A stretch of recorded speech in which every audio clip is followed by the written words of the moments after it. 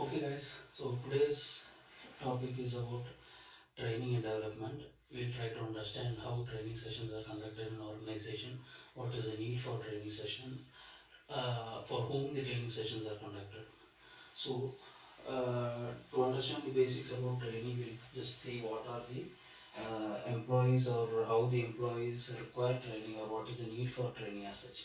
Okay, so then we know that employees join a company to fulfill their needs and requirements, as well as the company has a need for a particular position to be filled. So then it is a mutual relationship and mutual requirement. Okay, in that sense, when a employee joins on board, there are various parameters against which he is valued or monitored, he is evaluated upon. So, and the skills and capacities of each employee will be different from each other, even though the educational qualifications or the candidate profile is as per the job requirements. There is a difference of level, or there is a variation in the skills and capacity, or the actual method or how the employee works on the job. Okay, so we understand that since there is a difference in skills and capacities of one individual from another, even though there is a match on the educational qualifications, companies understand that these employees need to be trained after they join on board, so that they become on par with the standard benchmarks of the company as far as the job requirement or how the job is actually performed. Okay, so that is why companies actually undergo or ask the employees to undergo training sessions. Okay, so there are various aspects to trainings and development. So it is a huge area of topic where uh, candidate development or employee development is an important subject to the company. So once the candidate on board the company, or once the employee join the company, then the employee is considered as an asset for the company. So it becomes a responsibility of the company to ensure that the skills and capacities or the skills of the individual is enhanced, so that he can perform better in the job or he can improve his productivity. So we can categorize these employees of the company into three types. Basically, the employee could either be just a fresher out of the college without any experience, or the employee can be an experienced fellow who had worked in other companies, previous companies, so he has work experience which is relevant to the current profile, or the employee as such could be an existing employee for the company. He would have been on the company's payroll for a long period of time. Okay, so even for those individuals or even for the existing employees, training sessions are required. So we'll try to understand why the training is important for all these category of employees. Okay, one by one we'll try to see why the training and development sessions are important as far as the company is concerned.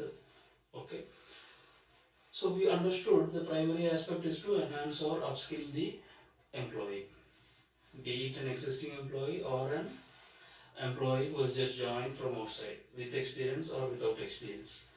Okay, so the primary aspect is to upskill the employee or to increase the skill as as a productive person, for him to become a productive person. So that is the primary aspect. And then we'll touch upon the employee as a fresher.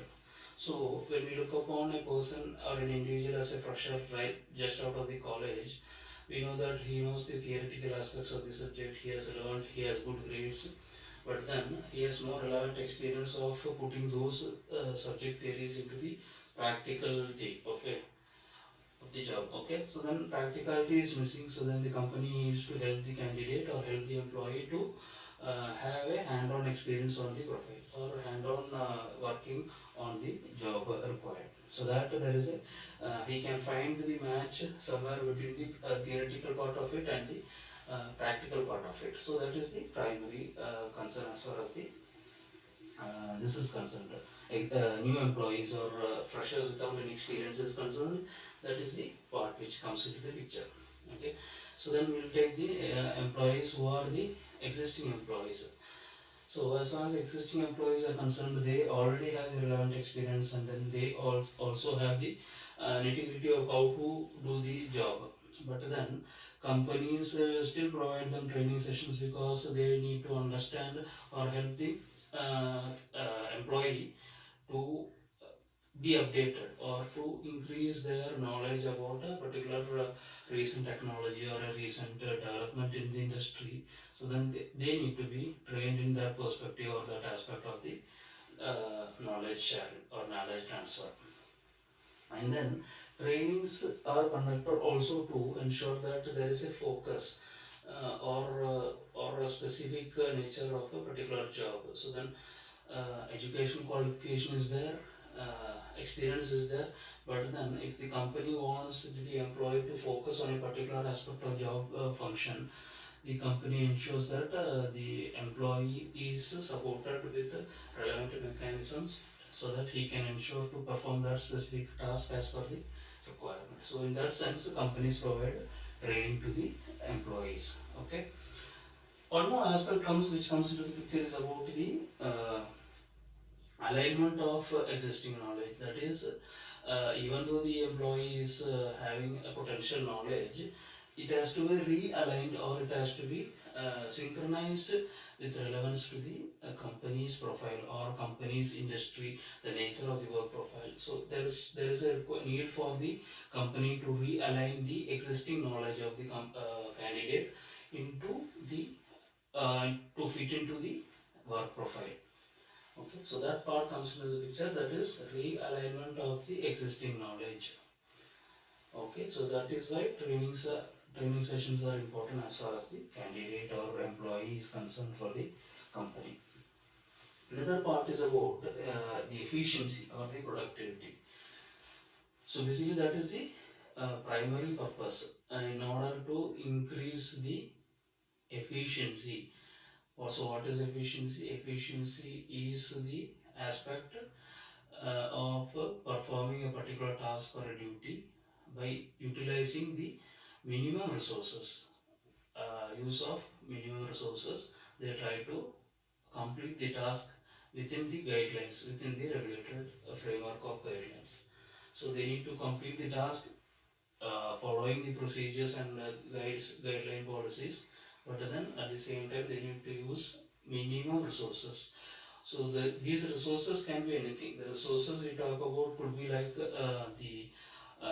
for example, it could be the budget allocated for the project, or it could be the say any aspect of the project, minimum utilization of resources.